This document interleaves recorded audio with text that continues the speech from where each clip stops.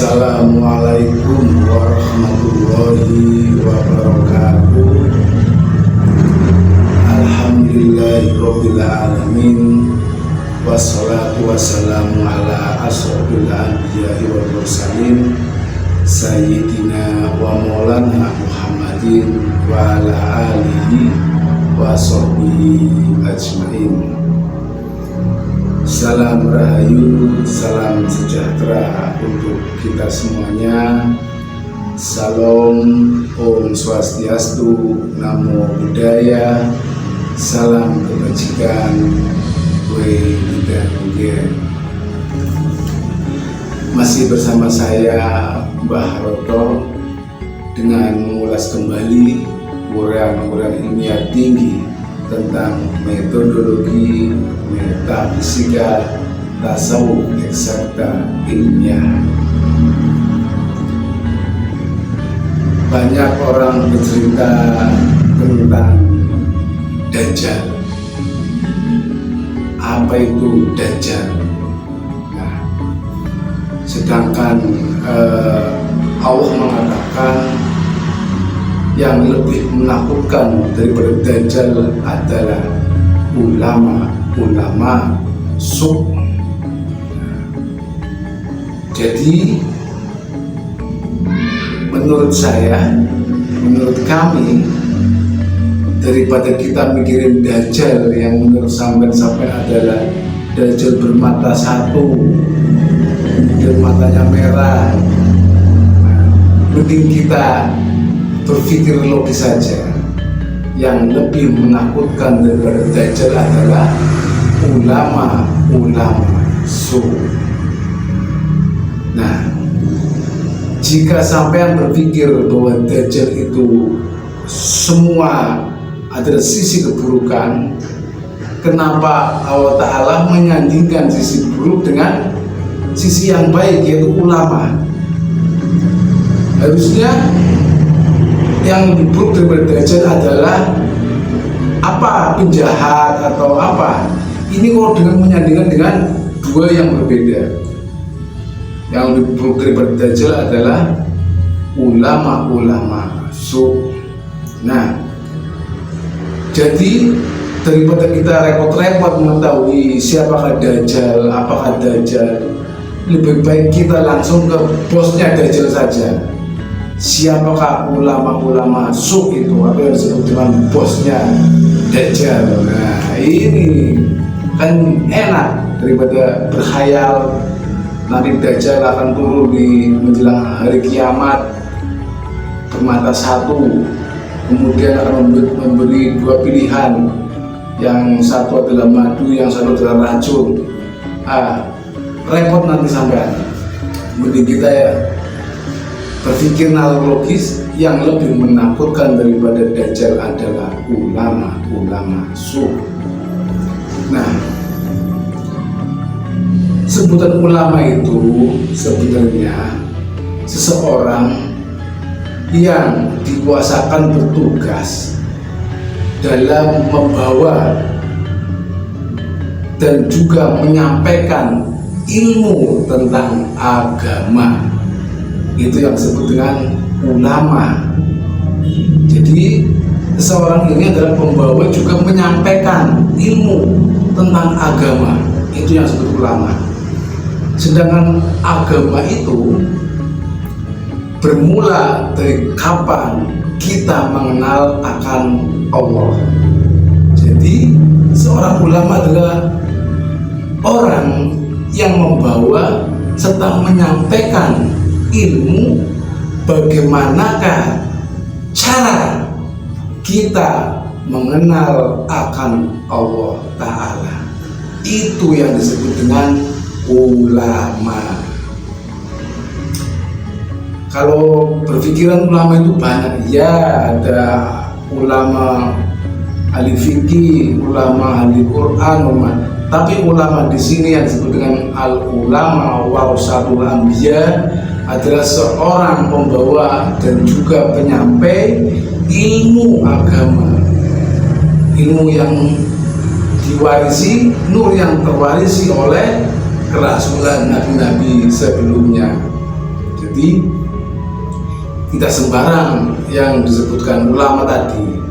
Yang ulama ini pastinya tugasnya adalah menunjukkan jalannya, caranya, kendaraannya, serta adaptasinya dalam mengenal akan Allah Ta'ala. Ini yang disebut ulama. Jadi tugasnya hanya bagaimana cara umat itu mengenal akan Allah Ta'ala, itu saja, bukan yang lainnya atau pengetahuan yang lainnya, bukan. Intinya dia hanya bercerita tentang bagaimana cara mengenal akan Allah Ta'ala, jalannya, caranya, adaptasinya, kendaraannya, tujuannya. Nah, ini yang disebutkan ulama. Jadi jangan sampai zaman kita semua itu tertipu dengan tingginya pengetahuan, retorika, literasi dan sebagainya, tetapi tidak mampu menunjukkan jalannya, caranya, kendaraannya, adaptasinya menuju atau bermakrifat mengenal Allah Ta'ala. Itu yang terpenting.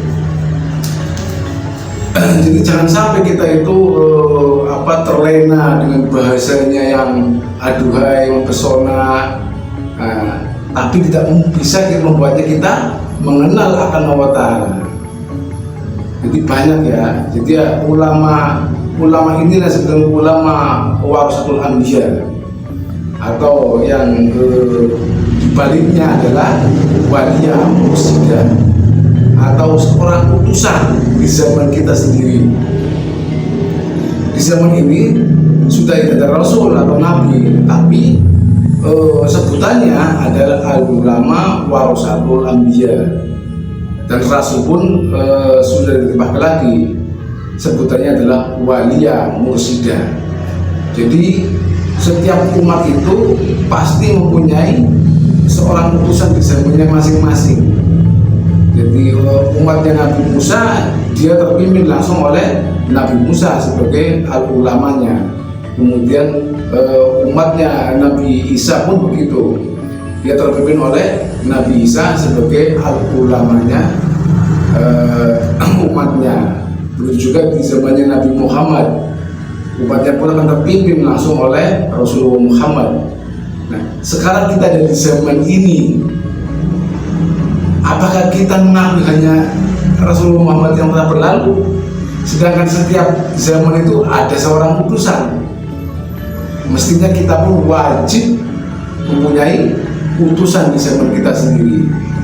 Hanya saja sebutannya bukan rasul atau nabi, tapi disebut dengan al-ulama warasatul anbiya, atau dia yang dibaliknya ada waliya mursyida, utusan di zaman kita sendiri. Nah, Allah Ta'ala selalu menghakimi alamnya manusia, selalu memakai seorang utusan. Maka dengan begitu, dalam kita beribadah atau mengenal akan Allah Ta'ala, mesti wajib melalui seorang utusannya tadi. Jadi tak mungkin kita bisa belajar mengenal Allah Ta'ala hanya dengan sekedar membaca, mendengarkan, tanpa keterpimpinan langsung oleh ulama di zaman kita sendiri. Yang ulama ini adalah ulama yang terwarisi nur estafetnya kerasulan nabi-nabi sebelumnya. Ini adalah bukan sembarang ulama, atau yang di dunia ini disebut dengan waliya mursyida. Jadi wajib kita semua tuh mempunyai utusan di zaman kita sendiri, yang di zaman ini adalah waliya mursyida, mursyid. Jadi siapapun wajib memiliki mursyid atau waliya mursyida.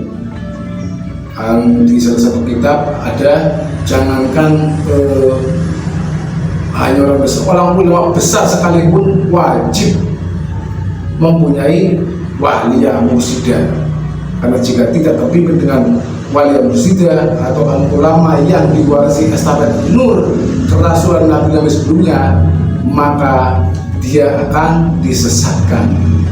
Jadi al-ulama warasatul anbiya inilah yang menunjukkan jalannya, caranya dalam beribadah atau bermunajat atau belajar mengenal akan Allah Subhanahu wa Ta'ala. Nah, ulama ini hanya menyampaikan jalannya, caranya, kendaraannya, adaptasinya, dalam mengenalkan Allah Ta'ala. Itu saja, bukan yang lainnya. Jadi sedangkan ulama su adalah ulama daripada kebalikannya ulama warasatul anbiya. Jika ulama warasatul anbiya ini orientasinya, tujuannya, harapannya hanya kepada Allah Ta'ala, maka ulama su itu bertolak belakang, orientasinya pastinya hanya untuk duniawinya saja. Jadi bisa ya kita lihat mana ulama-ulama yang tujuannya mengenalkan diri kita kepada Allah Ta'ala, atau ulama yang mengedepankan hanya orientasi harapan untuk dunianya saja. Contohnya banyak di mana-mana. Jangankan ulama sekelas kiai, ustadz saja mengajarkan amalkan ini agar bisa begini, agar bisa begitu, baca ini agar bisa begini, agar bisa begitu. Orientasi untuk dunia. Padahal ulama itu mestinya hanya menunjukkan jalannya, caranya dalam mengenalkan Allah Ta'ala. Itu saja, bukan tentang berpandai retorika dan sebagainya. Ibaratnya begini, kita memiliki sebuah handphone, misalkan handphone ini memiliki kapasitas misalkan saja 10 GB. Kemudian handphone ini kita masukkan data sebesar 100 GB. Apa yang terjadi dengan handphone ini? Yang terjadi pada handphone ini adalah, yang pertama, data yang terkirim pastinya datanya pecah-pecah. Yang kedua, handphone ini pastinya akan mengalami nge-hang atau kelumpuhan fungsional sistem, tidak bisa beroperasi. Nah, jika kita paksakan, pasti datanya pecah, atau pasti handphone ini adalah mengalami disfungsi sistem. Nah, kemudian setelah data kita masukkan, kemudian mau kita sampaikan kepada orang lain bahwa data telah masuk, kemudian datanya adalah bla bla bla bla. Sedangkan datanya itu telah rusak, atau handphone itu telah mengalami disfungsi, sistem rusak. Artinya apa? Saya telah berbohong mengatakan bahwa datanya itu adalah akurat, karena sebenarnya data yang masuk di sini adalah pecah, salah, tidak terbaca oleh format, atau handphonenya itu disfungsi sistem. Nah, begitu juga banyak seorang kiai, ulama, ustadz dalam menyampaikan firman Allah atau yang disebut dengan Al-Quran hanya sebatas bacaannya saja.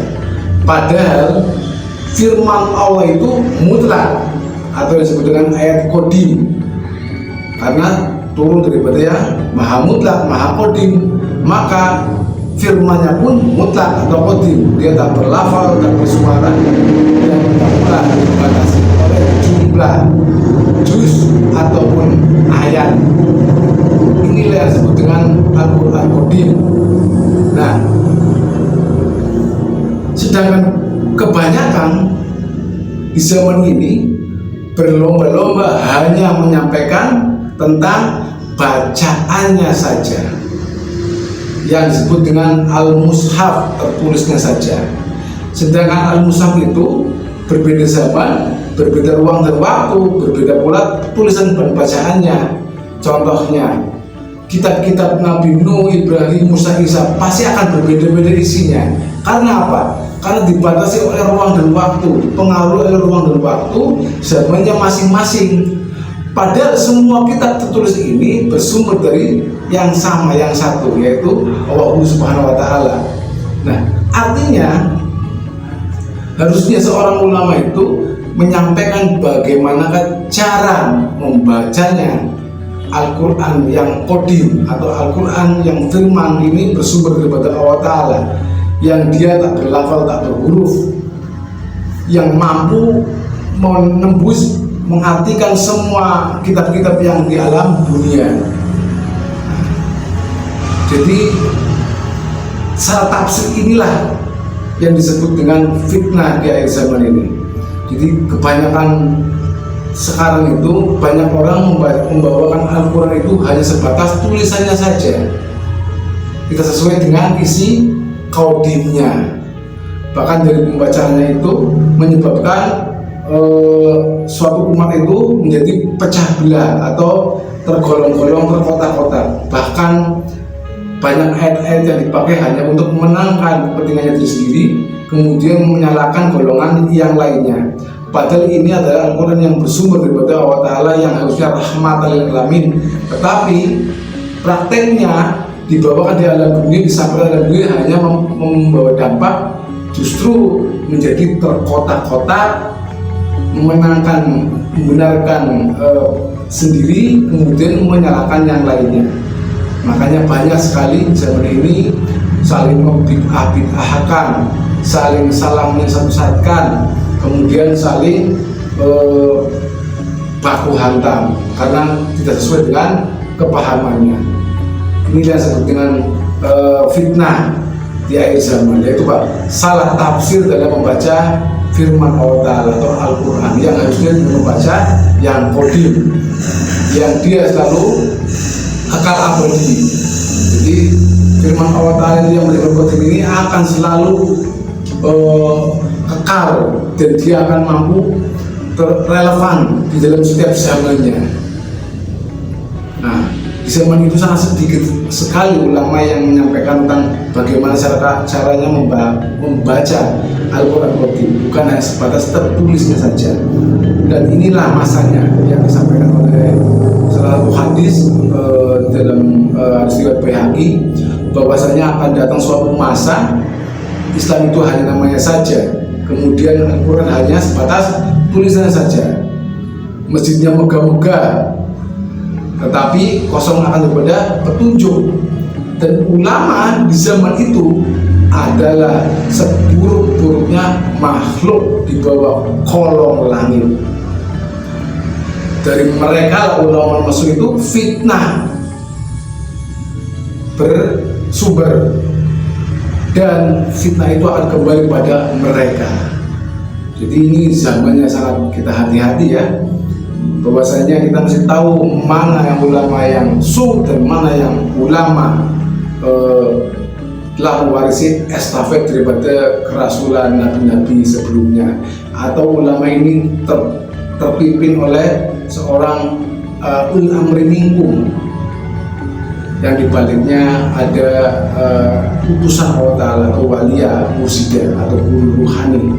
Jadi untuk bisa mengatasi fitnah di akhir zaman ini, fitnah Dajjal ini, kita mesti mengatasi bagaimana cara kita belajar atau terpimpin oleh ulil amri minkum atau yang disebut dengan al-ulama warasatul anbiya atau walia mursyida di zaman kita sendiri.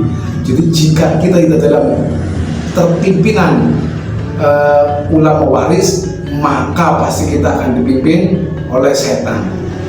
Nah, jika kita tidak dalam terpimpinan walia mursyida di zaman ini, pasti kita hanya akan menjadi konsumsi para dajjal. Nah, demikianlah yang kami sampaikan pada kali ini, bahwasanya yang lebih menakutkan daripada dajjal adalah ulama su, yaitu ulama yang sesat menyesatkan.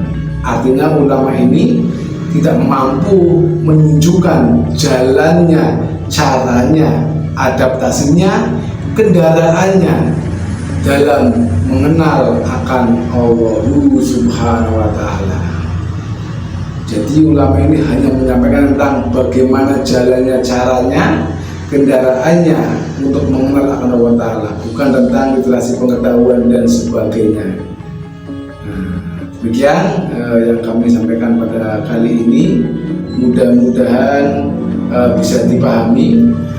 Jadi di zaman akhir zaman ini akan banyak sekali pengetahuan tentang makrifat yang ini tidak bisa kita nilai begitu saja, karena mengenal Allah adalah mutlak, maka makrifat itu pun mutlak. Sedangkan kita semua yang relatif tidak mungkin bisa menilai seorang yang bermakrifat, karena mutlak tidak bisa diterbaca oleh relatif. Demikian yang kami sampaikan pada kali ini. Ini adalah tentang praktek tarekat Naksabandiyah Khalidiyah Nusantara. Salam kerukunan umat beragama, salam agama tauhid, salam kebangkitan tasawuf serta ilmiah, salam ta'lim marifat. Billahi anta maksudi wa ridha. Wassalamualaikum warahmatullahi wabarakatuh.